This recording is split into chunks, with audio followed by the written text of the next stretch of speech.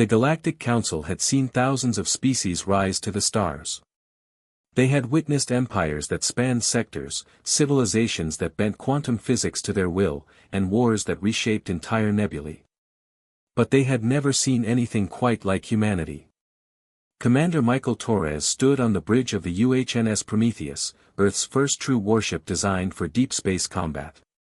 The vessel stretched 3 kilometers from bow to stern, bristling with weapons that made the Council's diplomats nervous and their military advisors sleepless. "Sir, we're receiving another hail from the Zelthari flagship," reported Lieutenant Rebecca Mills from the communications station. Her voice carried the tension that everyone on the bridge felt. "Put them through," Torres replied, straightening his uniform. The holographic display flickered to life, showing the insectoid features of Admiral Kxthar, commander of the Zelthari Imperial Fleet. "Human commander," the alien's translator rendered his clicking mandibles into clipped English. "Your presence in this sector is unauthorized. The Zelthari Empire has claimed this system for 3 centuries. Withdraw immediately, or face consequences." Torres smiled, though there was no warmth in it. "Admiral, with all due respect, we've reviewed the Galactic Council's charter. This system lies within unclaimed neutral space. The fact that you've been mining it illegally doesn't constitute ownership." The Zelthari's carapace darkened, a sign of anger among his species. "Your kind has been spacefaring for barely 50 years. You dare challenge an empire that has ruled for millennia?" "Actually," Torres said, gesturing to his tactical officer, "it's been 53 years since we achieved faster-than-light travel. And in that time, we've learned something important: treaties matter. Law matters. And bullies, Admiral, need to be stood up to." The transmission cut abruptly. Immediately, the Prometheus's sensor arrays lit up with warnings. 12 Zelthari warships breaking formation, called out Lieutenant Commander James Patterson from Tactical. "They're moving to surround us, weapons hot." Torres walked to the viewport, gazing at the enemy fleet. Each Zelthari vessel outmassed the Prometheus by a factor of 3. Their plasma cannons had glassed planets. Their shields could withstand orbital bombardments. By every conventional metric, humanity's first Stardestroyer was hopelessly outmatched. "Captain Rodriguez," Torres spoke into his comm, "are the engines ready?" From engineering, 3 decks below, Captain Maria Rodriguez's voice crackled back. "The fusion cores are at 110% and purring like kittens, sir.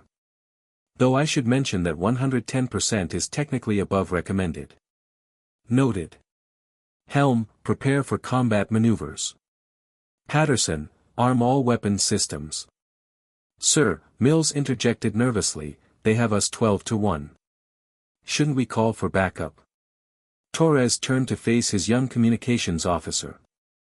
"Lieutenant, the nearest Earth fleet is 3 weeks away. The Council's peacekeepers would take 2 months to investigate, and by then, the Zelthari would have strip-mined this entire system and enslaved the colony on New Montana." He paused. "Besides, we have something they don't." "What's that, sir?" Mills asked. "Audacity." The Zelthari opened fire first. 12 ships simultaneously unleashed torrents of plasma that would have vaporized any other vessel in the sector. But humanity hadn't spent 5 decades studying alien technology without learning a few tricks. "Shields holding at 89%, Patterson reported. "Their plasma dispersal is exactly as predicted. Our ablative plating is absorbing most of the thermal load." "Return fire," Torres ordered calmly. "Target their formation's weak points. Let's see how well they handle kinetic weapons." The Prometheus had been designed by people who remembered Earth's bloodiest conflicts. While the galaxy's empires had evolved beyond primitive, ballistic weapons, humanity had perfected them. Railguns accelerated tungsten slugs to 3% of light speed.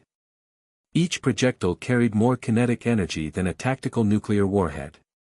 The first volley struck 3 Zelthari ships simultaneously.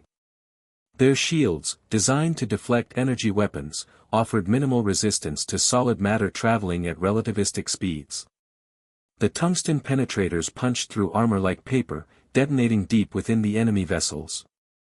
3 targets critically damaged, Patterson announced with barely concealed excitement. Their shields are fluctuating across the board. They weren't expecting kinetic strikes. Launch missiles, Torres commanded. Full spread. Let's give them something else to think about. What erupted from the Prometheus's launch tubes weren't the elegant antimatter torpedoes favored by other species. They were hundreds of smaller missiles, each containing dozens of submunitions. As they approached the Zelthari fleet, they fragmented, creating clouds of independently targeting warheads that overwhelmed point defense systems through sheer numbers. This is impossible. KXThar's voice shrieked over an open channel. How are you, you're primitives? Your species was mining asteroids when we were building Dyson spheres. True, Torres acknowledged, maneuvering the Prometheus through enemy fire with impossible grace. But we learned warfare on a planet where we were trying to kill each other for 10,000 years. You've been cruising through space, bullying species with inferior technology. We're different, Admiral. We innovate. We adapt. And we don't give up. The battle raged for 17 minutes. The Prometheus took hits that would have crippled lesser ships, but humanity had learned well from their mistakes.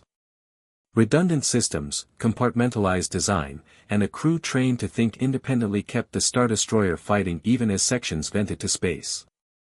When the smoke cleared, 7 Zelthari vessels were destroyed or disabled. The remaining 5 were fleeing at maximum speed. Sir, Mills said, awe evident in her voice, the Galactic Council is hailing us.